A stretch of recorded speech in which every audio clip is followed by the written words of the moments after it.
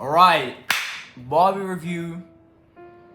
I went into this with my mom thinking that it's gonna be a feminist movie.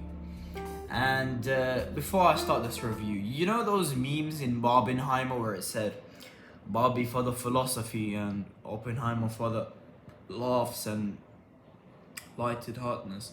No. Barbie was actually very philosophical. If you knew the messages that were conveyed, they conveyed amazing messages in secrecy. It's like watching a SpongeBob episode. Sometimes adults can watch them and understand references that mean other things. For example, in Barbie, they start you off with the fact that there's a patriarchy.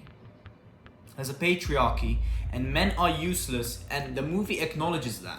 So the movie takes this idea, which I was like, I knew this movie was gonna be about feminists. I knew that. I went into here and I was like, this is gonna be a feminist movie. This is gonna be a shit movie. And what it did is actually, even though it started off with that idea, when they move on to the real world, it juxtaposes that same idea, and it tells you no.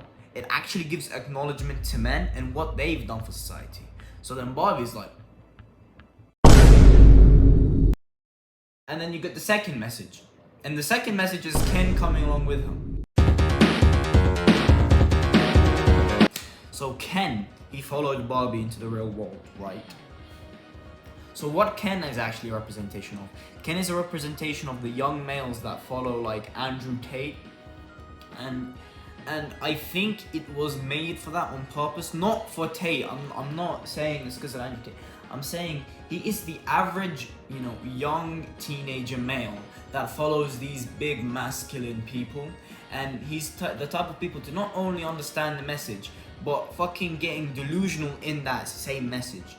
When you get delusional in that same message, you go over the guy's point, and then you become crazy.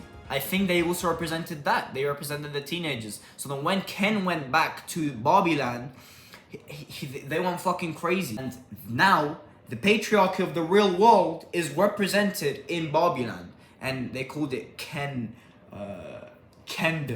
They called it Kendom. Although I loved Ryan Gosling's performance in this, he represented it perfectly. He's actually acted really, really well. They took the Barbie Land patriarchy system, women are better than men in everything, and they flipped it around, and now men are over everything. And now is where the good part starts. Now this is where I was like, wow, this is gonna be good. Because what it did is that it showed women following these same men being delusional in the idea. So it could be a representation of the 1940s women when they were just following men blindly, just doing orders, just doing shit. Because, they're men. And I love the fact that in order to beat this men patriarchy system, what Barbie had to do to get control of the patriarchy was use manipulation. They had to manipulate every single man and then turn them against each other.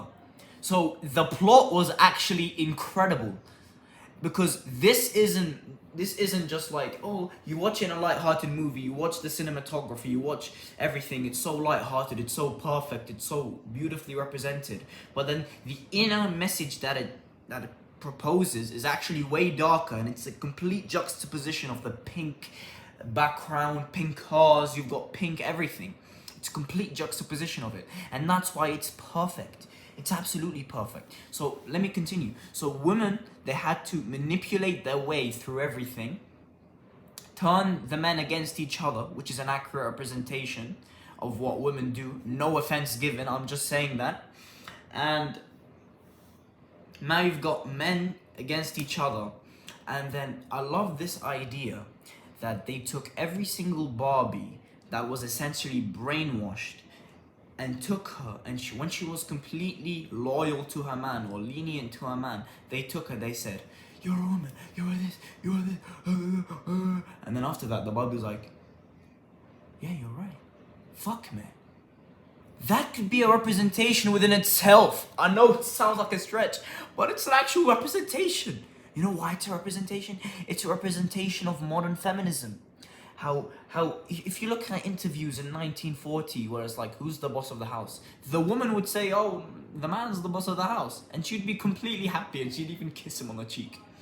But then, no, modern day feminism, which isn't equal rights, it's actually that women are higher than men, takes there and brainwashes. I think that's a representation of it. And I think the director, which I think is Greta, beautifully represented this. Now let's go on to the ending. Now the ending of the Barbie movie is a bit disappointing because you'd think that it would, because first of all, it conveyed ideas through cinematography, and it had an interpretation which is darker than it, which juxtaposes the idea, which makes the movie perfect. It feels like yin and yang beautifully represented in a movie. So I think what the ending did is it actually undid some of the messages in the movie. Like when Ken came back and Ken was just crying, and then Barbie was like, "It's okay, Ken. It's okay. Hey, don't cry, Ken." And then he's like, "Okay, Barbie, okay." Essentially, I felt like everything that was just represented has been flipped on its back. And why it's being flipped on its back is that Barbie herself is unstable and insecure. And the fact that now she's literally, I don't know, telling someone to stop crying and be better and like get better of herself and go find himself is really fascinating, because she can't even do that herself. So I don't know, I felt the ending was a bit off. I liked the beach off scene, it was pretty funny. But yeah, it was a pretty good movie overall, but not amazing. I think the ending dragged it down a little bit. 7 out of 10. I would give it the same rating as Oppenheimer. I enjoyed both a lot, but I think that they cannot be compared. So if someone asked me which movie is better, I wouldn't give them an answer, because it simply isn't comparable. But I think it's a 7 out of 10. Barbie's a 7 out of 10. And yeah, in terms of like best movies of all time. So that's the review. Thank you for watching.